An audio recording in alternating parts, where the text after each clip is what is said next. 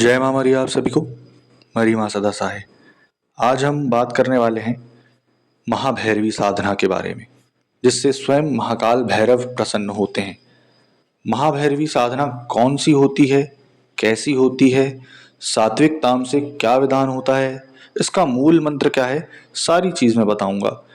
अब पहले आते हैं कि काल भैरव अष्टमी आ रही है 12 नवंबर को। अगर आपको काल भैरव को प्रसन्न करना है, महाकाल भैरव को प्रसन्न करना है, तो आपको उसकी भैरवी को प्रसन्न करना होगा। इसका कारण क्या है? एक ऐसा रिश्ता है भैरव भैरवी का, जो कि पति और पत्नी, नर नारी, शक्ति का स्वरूप होता है। जिस तरीके से पार्वती और शंकर एक दूसरे के बिना अधूरे हैं, वैसे ही भैरव और भैरवी एक दूसरे के बिना अधूरे हैं।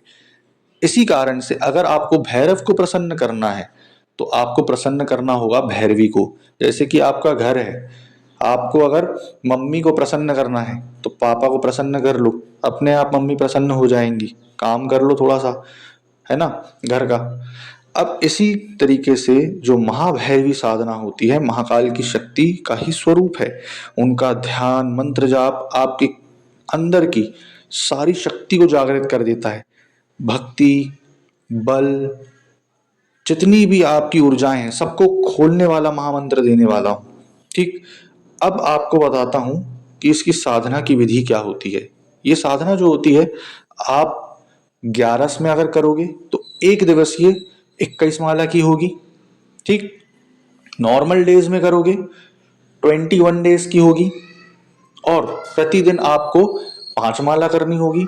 और अगर काल भैरव अष्टमी के दिन करोगे तो आपको 41 माला एक दिन में अगर कर लिए तो एक दिन में आपकी महाभैरवी शक्ति सिद्ध हो जाएगी, जो कि आपको प्रत्यक्ष, अप्रत्यक्ष, अर्ध प्रत्यक्ष, स्वप्न के माध्यम से सारी चीजें बताएगी, सारी विधि बताएगी, कैसे क्या करना है। चाहे वो नौकरी हो, चाहे तंत्र हो, चाहे मंत्र हो, चाहे चौकी लगाई हो, चाहे चौकी हटानी हो।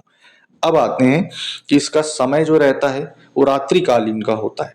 अंधेरे में ही ये साधना आपको करनी होती है, रात के समय, अमावस्या, शनिवार या कोई भी शुभ मुहूर्त पे। पूजन सामग्री: लाल रंग का कपड़ा चाहिए आपको, जल चाहिए, अक्षत चावल चाहिए, लाल फूल चाहिए, धूप दीप अगरबत्ती चाहिए।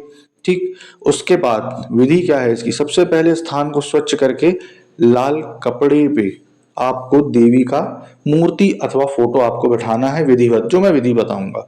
धूप दीप अगरबत्ती करनी है। ठीक। अब आप बोलोगे दिया कौन से दिशा में जलाना है, तो सबसे महत्वपूर्ण यही है भाई। इसी चीज की दक्षिणा, पेमेंट, फीस इसी चीज की ली जाती है। ये नहीं कि चूतियों जैसे कहीं भी दिया जला दिए।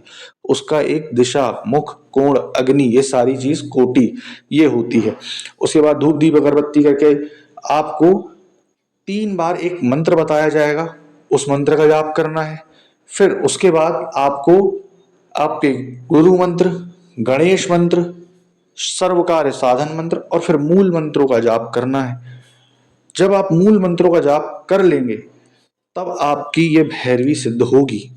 और आखिरी के दिन आपका जो हवन जाएगा, जैसे आप नॉर्मल डेज में करते हैं, तो 21 दिन में आपका 22वें दिन जब हवन जाएगा तो तामसिक अथवा सात्विक विधि विधान से जाएगा। और हाँ, कृपया कर, जिनके गुरु नहीं है, जो बहुत डरपोक साधक हैं, जो निडर नहीं है, वो ना करे।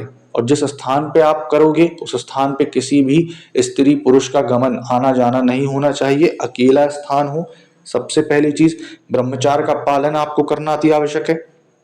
उसके अलावा आपको कोई भी तामसिक चीज 21 दिन तक नहीं लेनी है। शराब, मांस, मछली, दारू, पानी, गुटखा। ठीक। अब आते हैं इनके जो इतने सारे मैं मंत्र बता रहा हूं, वो ध्यान से सुनना।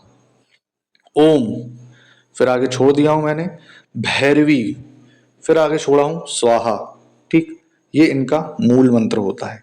और एक नॉर्मली शक्तिशाली मंत्र आप जप सकते हैं, ओम भैरवई नमः। ठीक। इसका नमः का मतलब होता है नमस्कार करना। अब आते हैं उसके बाद इनका एक उग्र मंत्र होता है। ओम डैश, फिर छोड़ा है भैरवे, कराल वदने, कलारेश्वरी, रक्तमालिनी, फिर आगे छोड़ा हुआ है भैरवी, महाभैरवी, फिर आगे छोड़ा हुआ है भैरवी स्वाहा। ये एक इनका मंत्र होता है। जो ऐसे मंत्र बहुत उग्र होते हैं, ये आपको यूट्यूब पर या फिर बुक पर या किसी पेज पर या इंटरनेट पर नहीं मिलेंगे। तो अगर आपको ये साधना करनी है और आपको अपने जीवन को बदलना है भैरवी साधना के थ्रू, ठीक, चाहे आप फीमेल हो चाहे मेल हो, तो हमसे संपर्क करके संपूर्णतः मंत्र विधि विधान सशुल्क ले सकते हैं। तो आशा करूंगा आपको जानकारी पसंद आई होगी। जय माता मरी।